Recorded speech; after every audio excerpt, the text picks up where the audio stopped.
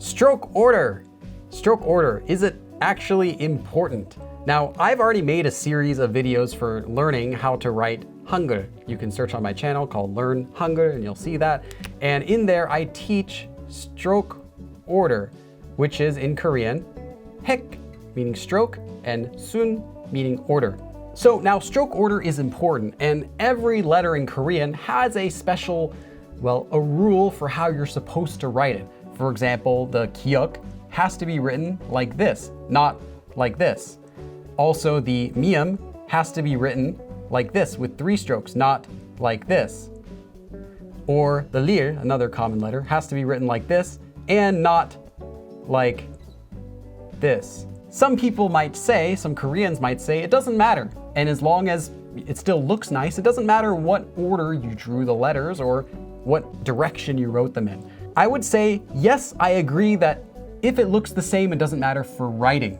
However, the importance of stroke order isn't limited to writing. It's actually reading where you really need to know stroke order in order to be able to read Korean. Because if you don't know the proper stroke order, you're going to have a lot of difficulty reading when Koreans who do know the stroke order are writing something quickly. And that's this example that I have down here. I actually asked my wife to write something really quick and messy in Korean. Well, not that messy, kind of normal. I can read it nice and cleanly. But if I was learning Korean my very first time, there would be no way, absolutely no way I could have read this because at the time I didn't know any of the stroke order. So before I cover how to read this, let me first give you a few examples. I showed you the mium, which is to be drawn like this and not like this.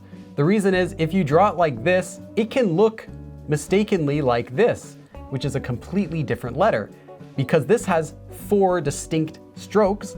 And if a Korean sees this, they might think that you are lazily writing this and your word could look like something completely different.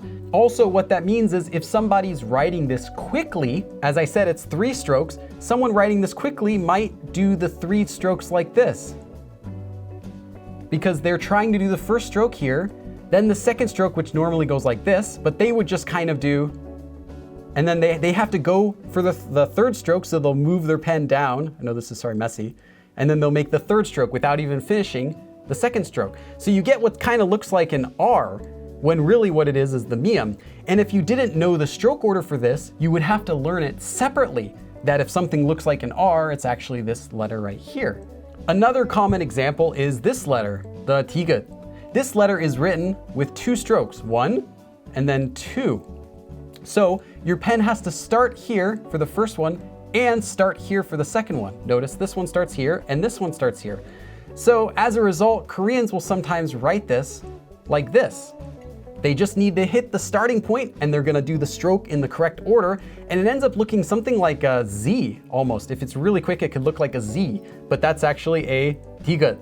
So if you know the proper stroke order, you will not only be able to write Korean more quickly, right? That's an advantage.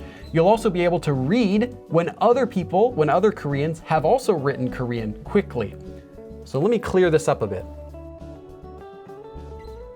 So if we know proper stroke order, we can decode what's written here, even though we normally wouldn't be able to break apart this and look at the individual letters because it's kind of smashed together and written really messy.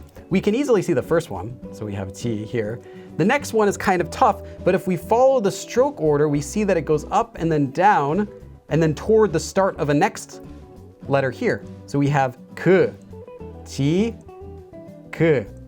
Then the bottom part goes around into what looks like a circle, but it's actually kind of a flat circle. So we can understand that would be 지금.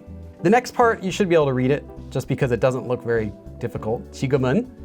Now we have 집, clearly. But then we have this one that looks really confusing here, which we can follow it. It goes like this and then up to the next one. And there's 2 lines. There is no character that just looks like this. So it obviously has to be something that has a letter coming out of it because of this part right here. So we can understand that this is 집, 에. The next part we can read as 서 pretty easily. Then we have 밥, 을. Now we get to the tricky part. This looks really messed up here, but what we have is the first part is, notice it's 4 sides, I should say. So we have mium, and then the letter comes out of it and goes straight down. So we have mo, followed by what looks like it goes out to the right and then down, which is a kiok. So we have mok. And then the next we have another letter, mok, o.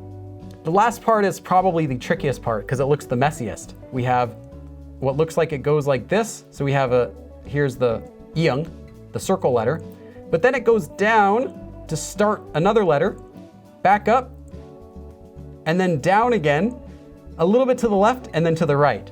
This would normally be like this, and then another one starting over here, and then another one going to the right from the left. So this is a very quick way of writing this 요, which they would just write it like this. So we have 요, 지금은 집에서 밥을 먹어요. Honestly, this isn't really that hard to read compared to some Korean I've seen. But if you were familiar with the stroke order, then seeing something written slightly different than what you're used to is going to be much more easy because you're familiar with the way that it's written and the direction that everything goes. If, however, you only learn the alphabet by looking at it and never learning how to write it and in what proper order, you might see this letter here and wonder, what is this letter? What is this thing here, right? You'd be, what is this? I don't know what this is. And you'd have to later learn, you might think, oh, what is that, a kiok again? Is that two kioks? What's going on?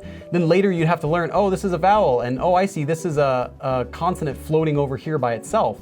And you would have to simply learn this kind of construction separately on its own, instead of easily learning it all together and seeing that the stroke order went that way kind of naturally. So I hope this helps a little bit. Basically what I'm trying to say is learn stroke order. It will help you not only in your writing, but mainly in your reading as well. If you have any other questions, leave them in the comments. I'll see you guys later in another episode of Korean FAQ. 그럼 다음에 또 봐.